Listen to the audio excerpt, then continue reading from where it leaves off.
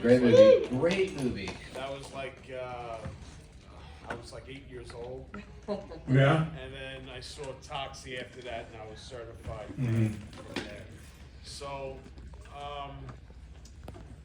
possibly like 10 years, I knew that this was supposed to be like one thing. So like the past 10 years, you knew this was, yeah.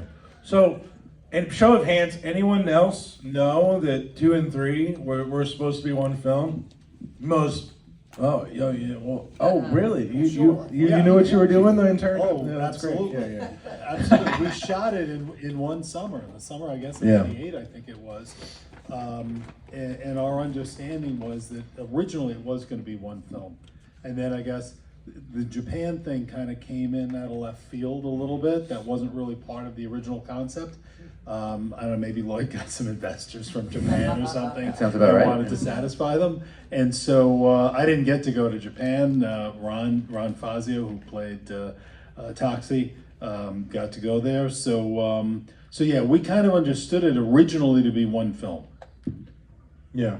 And I think Mr. Melvin was actually, it wasn't the title, it was the code name. So a lot of times if you're ever on the streets of New York, you'll see that there are these signs on the corners where it says like, what was the Daredevil one? Like out of the kitchen. Out of the kitchen. Yeah, it'll say something like that. So Mr. Melvin was actually the code name for what was supposed to just have been Toxic Avenger Part 2.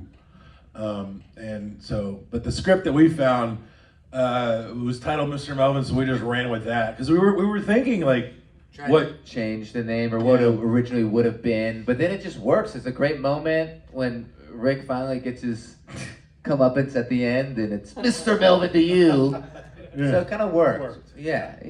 It's insane to think though. That's you in the costume, right? You're in the devil suit, right? I was in the devil suit the whole time, man. And I loved the opportunity to do a non face role and do the chairman the way I did.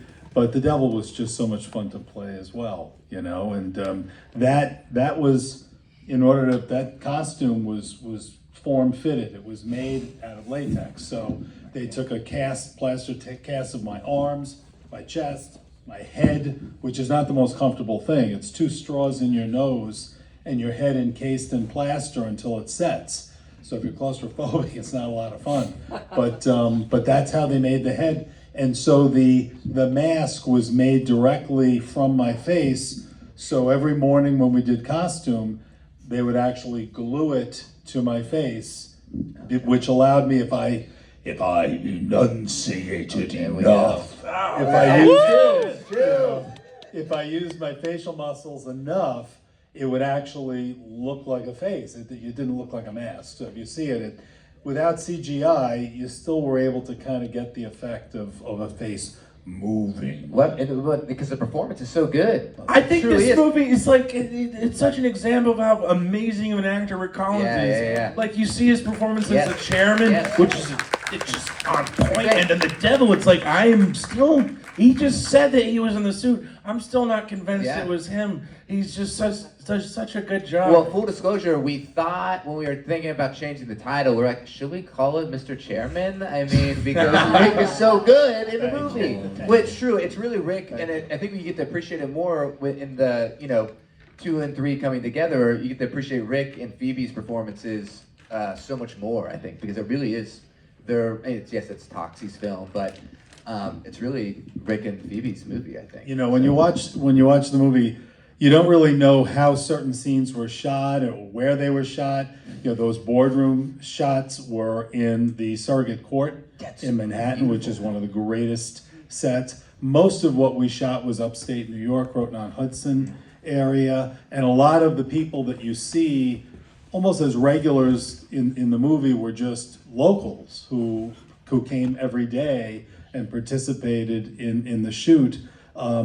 That scene where I come up to those homeless people and say, neither a borrower nor a lender be Shakespeare, and the joke is, fuck you, David Mamet. The woman who was doing that, line just wasn't. She had some issues, So she wasn't really getting it. So I would do like, neither a borrower nor a lender be. Shakespeare, and she would be like, "Fuck you, David Mamet," and Lloyd would cut. Okay, no. He's not David Mamet, okay? It's fuck you, pause, David Mamet. And then we would do it again, and it would be fuck you, David Mamet, you know? And so there were every possible intonation of David Mamet. It was all... I heard that for the first time earlier today, did today, and I didn't realize, because when you watch it now, because it sounds like she actually made that pause. But when you look at the edit, there's a cut in between. Yeah. And so Lloyd, one of the funniest things was Lloyd, to solve the problem, ultimately just said, put the camera on her, and he did the line to her, and it was, just repeat after me. Fuck you, fuck you, fuck you, fuck you. And Lloyd is just screaming at this poor old woman. I'm sitting there watching it as he just screamed and got her to parrot his intonation, and that's kind of what was in. It's very Meisner. Yes, it was full Meisner, yeah, very method. The other thing that worked out really good was where I light the match off the little bald guy's head, and that's the kind of thing where, I gotta say, Lloyd gives the actors, if he feels that you're on and you can do it, he will give you so much opportunity for improvisation, for ad-libs like that. Now I'm pissed. I just came up with that. That was all you. Wow. That wasn't in the script. It just made sense to me, so I did it, and it's in the movie. I wanted to do something that showed just what a real piece of garbage the chairman was, that he was just so dismissive that he'd light a match off a man's head to light his cigar. So we taped a flint to that guy's head, away from the camera, and I practiced, to make sure it would light. And if you know anything about filmmaking, you don't want to lose the light. And the closer you get to the end of the shooting day, the higher Lloyd's voice would get, as a general rule. So it would become, shoot it! You would start getting. So I knew that we were shooting this at the end of the day, and I thought it was just such a nice little bit of business to include. And so it came to shoot that scene, and Lloyd was like, all right, we're gonna do the scene. I'm like, listen, Lloyd, I have this idea. And I can see right away, he's like, he's looking at his watch, he's looking at the light. I'm like, Jerry Yates was the name of that little guy. I'm like, I want to light a match off Jerry's head when I do the line. He's like, we're losing light. I don't know if I'm going to be able to, He was all, I said, listen, let's do one take, and then one take, and then I'll do it straight. We'll scrap the bit. He goes, okay. And just that, because I think the way the sun was setting, the flame looks like even bigger off the side of his head than it was. And that one take, it was in the movie. So you one and done. One and done. That's Troma. One and done. That's Troma, baby. Hell yeah. We got it. Moving on. It is true. That's amazing. Yeah, Adam did not, on the Power of Positive Murder, he did not have a lot of options for takes.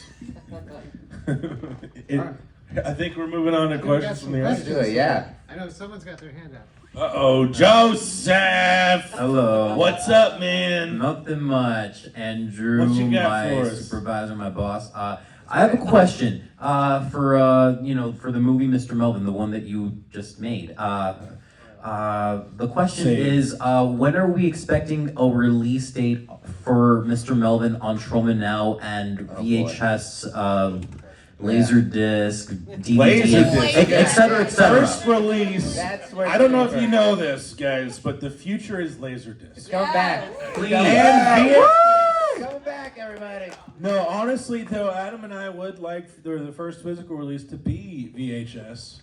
Yeah. And we do have some partners in mind, and we've got a couple kinks to work out. But I think the reason why we want to do VHS first is because that's how it should have been.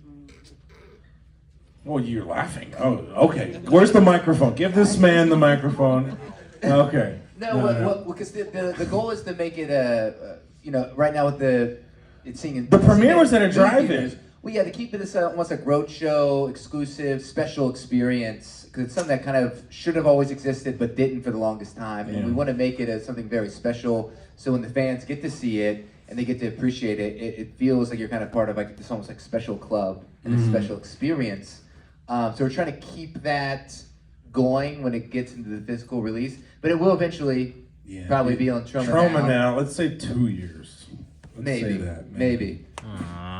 But it's gonna happen. It's gonna be out there. And again, even when it comes out on VHS, it is gonna be a very, very cool, very special experience that might feature Rick's face on there. Maybe it'll be an apocalypse Bring it back. self-help video. Bring it back into the VHS. office and shoot some extra Yeah. stuff. Sure, yeah, Mm. absolutely. Absolutely. This might be a kind of dumb question, but I'm wondering why was the devil green and not red? Do you know that, Rick? I can tell you, funny, when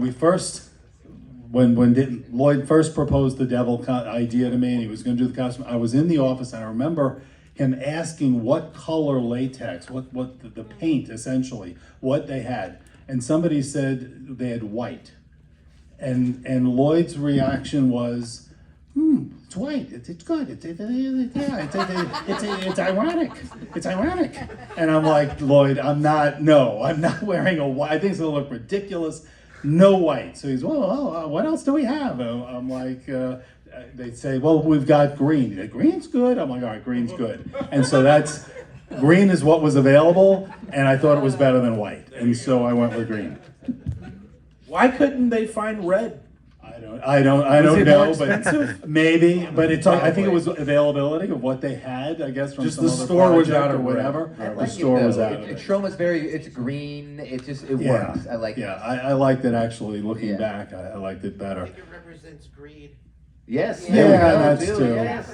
I could just Yeah. watching that though. I could see how that costume was wearing. my You God. know, because it was. I could see even like on the side piece, it was starting to get a little. That's a little 4K, ratty. baby. And that was a the summer school shoot. bus thing. Whenever you're Yes. like, oh, look at this, you could sell. Yeah, it's you like could- falling off. Yeah, your face.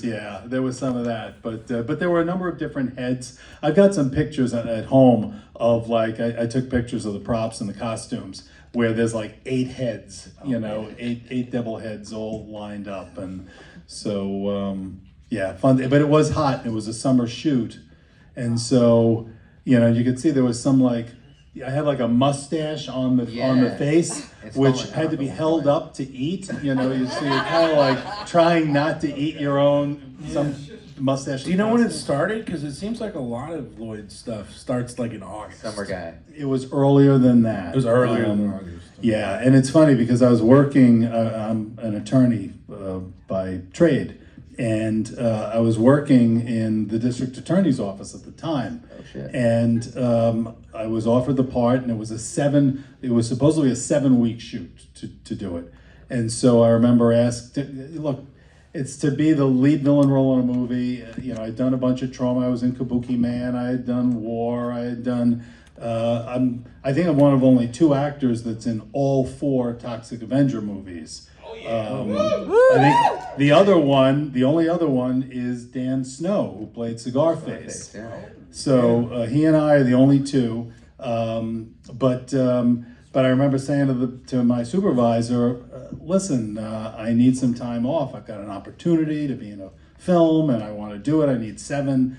And he's like, if you need 7 days, take your 7 days. And I'm like, well, actually, it's 7 I need 7 weeks, weeks. Yes. And so at first he was like, well, what if we can't replace you? If we can't get somebody, we have to replace you in a part or whatever. And I said, well, then it's been an amazing ride, and all right, we'll find a place for you. But I was kind of willing to walk away, and it led to a lot of fun stuff. I did. Anybody remember the Joe Franklin show from years ago? That There we name go. sound familiar? So I wound up from Toxic 2 and 3. I wound up doing an appearance on the Joe Franklin show. It was me, Tiny Tim, if you remember Tiny Tim, the ukulele player who tiptoed through the tulips, and Captain Lou Albano, if you remember Captain Lou. And the 3 of us on the show together, and during commercial breaks from Martin Paints, which was the big thing with Joe Franklin, Captain Lou wanted to show me some wrestling moves, and I wound up wrestling on Joe Franklin's floor with Captain Lou Albano in between like commercial breaks, and then like putting my jacket together again and trying to be coherent in the interview. And I did. I got it maybe a year or two after that. I got a tiny little walk on in one of my favorite television shows, which you may remember, called The Sopranos. Oh wow! I got over here. And it was before it ever aired, and it was to play a cop in the first season. And it's a little walk on, and you'll miss me. I arrest Uncle Junior and Tony's father in a flashback scene, but and it was before the show aired, so it was like the summer before the January when the show came out. And so I remember getting a call from an agent I was working with at the time who was like, hey, there's this, you could read for this thing in The Sopranos. I'm like, what is that? He's like, well, it's a new show on TV. I'm like an opera show? Is that? He's like, no, it's about the mafia. I'm like, the mafia, The Sopranos, it's never gonna go anywhere. Yeah. And then, of course, from that first theme song moment, I was hooked, and I still my favorite drama on TV, and I'm so grateful to have been just a little part of that tapestry. Well, we're grateful to have you a part of our Yes. Oh my tapestry of Troma. One of the best parts. One of our most jacked parts. Rick is Still jacked. This guy's Handing out jacked awards. Was it Mr. Olympia that you were handing out? Or I competed as a bodybuilder, so and that's how I actually got introduced to Troma in the first place, because the health club hero, he remembers it as Health Club Horror. I remember it as Health Club Hero on a call sheet that I saw. I was working at a bar as a bouncer during school, and the coat room kid said, hey, there's this New Jersey movie filming over the weekend, and they need like jacked guys for a health club scene. And I'm like, okay, I had been a theater minor, and so I had some acting interests. And so I drove out to New Jersey, and you may have seen me I do that. I wound up being in the health club scene outside when Melvin falls into the vat of waste. I'm there. I'm one of the people at that point. I'm also then later the guy who lifts Sara's dress with her cane as one of the biker thugs. And then I actually had forgotten, I see myself in both of those classroom kind of, where the police chief is talking and where the other guy is a monster, must fight the evil, or whatever it was. I'm in the audience in both of those, but it was really because of the bodybuilding that I got involved in the first place. And you made that mix up just now with Sara and Clair. Do you remember why? I knew that was going to be a question, and I was trying my best to remember why it was changed from Sara to Clair. So it explains it. Does in the Lloyd script. have an answer for It's that? in the, It's in he the script. didn't remember, but Yeah. we found it in the script, and I'll let Adam It's explain. a crazy thing. So Sara, one of the reasons originally why Toxie is going to therapy originally for this film is Sara dies. And he's super depressed by this. She walks into an airplane propeller and dies. Yeah, and then just meets another super hot blonde blind chick. And, As a type. Yeah, but truly, yeah, he's got a very specific type. But that's how it is in the script. So it is kind of wild. And I don't think they ever shot that scene, but it's in the Mr. Melvin script we discovered. Yeah. So So there is a reason why. However, I like to think that all of these films, well, I think the first film, and then 2 and 3, and then 4 are all in different universes. Because in 4, it's Absolutely. established that there are multiverse universes. And then the new Toxic Avenger is in a whole other universe as well. Woo! And there's lots of Easter eggs and whatnot. Anyway, I think, I don't want to leave have a these. question? Yeah. yeah. This is my first time watching the movie, and since you're in front of me, I noticed that during the course of the film, I don't want it in my face. I noticed in the course of the film, you had a lot of nasty crap in your mouth. You had the bugs and the green slime dripping, and God knows what other stuff you were spewing out. Is there anything that you remember from that where you're like, oh, this was horrible, or this wasn't as bad as this So the slime was all me. I don't remember what it was, but I remember Lloyd putting it in my mouth, and you know, and it's like, first there's a lot of it, and then like the next cut, there's none of it, you know, and it's like, I don't know how that got cut that way, but yeah, that was pretty nasty. Some of the things that appear to be me weren't me. So it was a stunt guy who did the lighting on fire. I did not light myself on fire. It was, we had a very good, yeah, why not? What the hell? Commit to your art. Come on, Rick. For Jesus. God's sake, you know. And the grubs was also not me that day. The grubs, the mealworms in the mouth was, and I'll give him credit, it was Perry Lunas, who was one of the guys.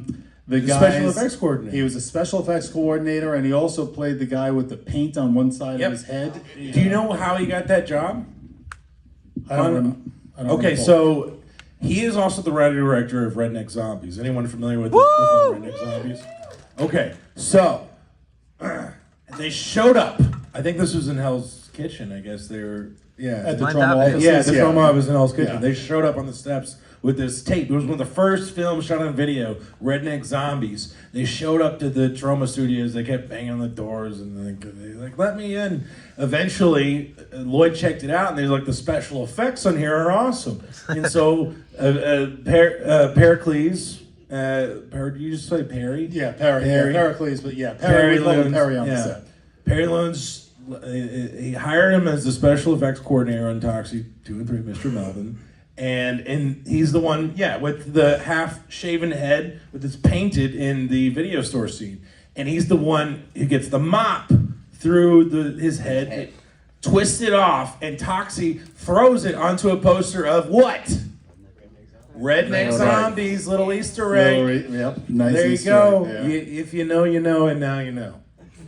Yeah, he had actually, and I don't know if you ever heard this, he had actually written a script that he showed me once called Scraps.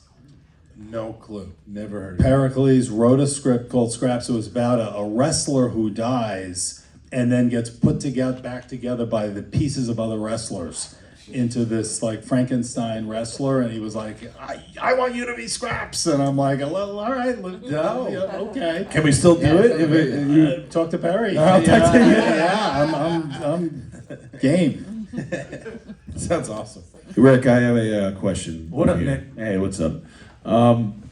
Growing up, I guess, just watching movies and playing a villain, was there any villains from like your youth or watching before you did this role that influenced you?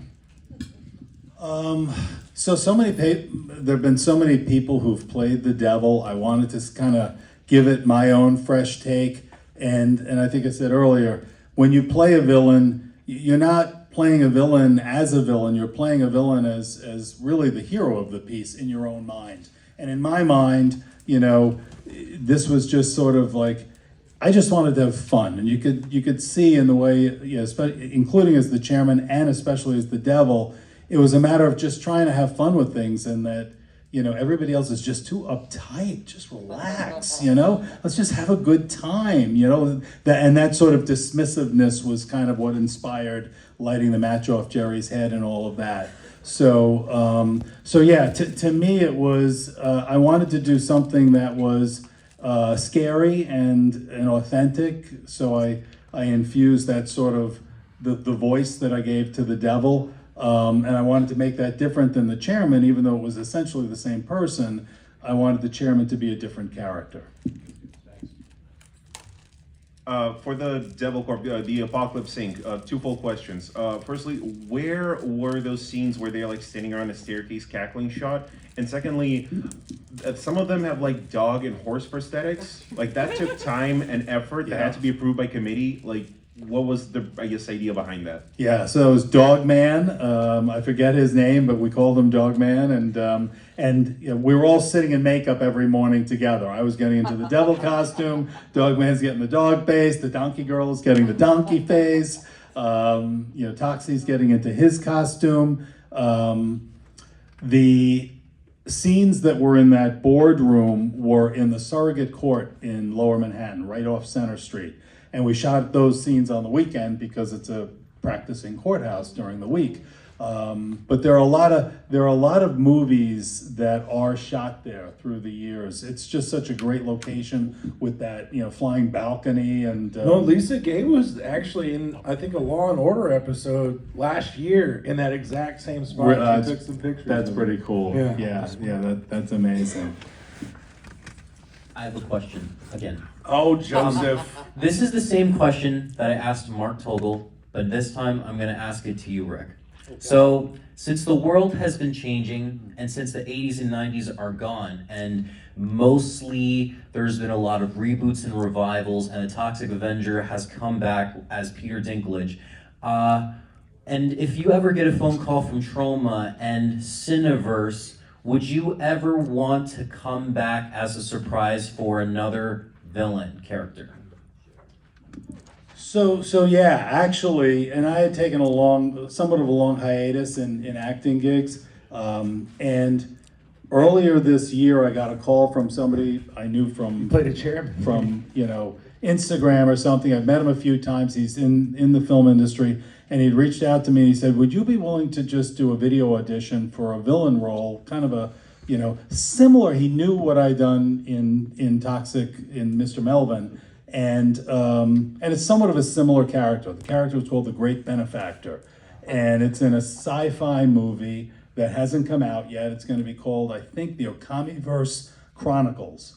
And basically my character is this kind of like corporate guy who leads the community or whether he's the president of some future society, who wants to merge into AI. And so I've got this kind of Shakespearean monologue where I come out and I'm trying to sell people on the idea that human frailties and emotions lead to nothing but pain and suffering, and that if we can just merge into the computer, everybody will be happy, and I then merge into the computer in the scene. So I shot it, I guess 3 months ago, and it's very chairman-esque, I guess.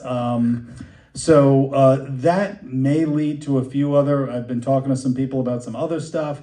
So you may see me. You're finally being again. typecast. I'm being typecast as the heroic, the young ingenue that I always intended. The resistance is futile, Borg chairman. So the answer is yes. I'd like to do some. You more hear that, stuff, Ryan? Some fun. He's ready.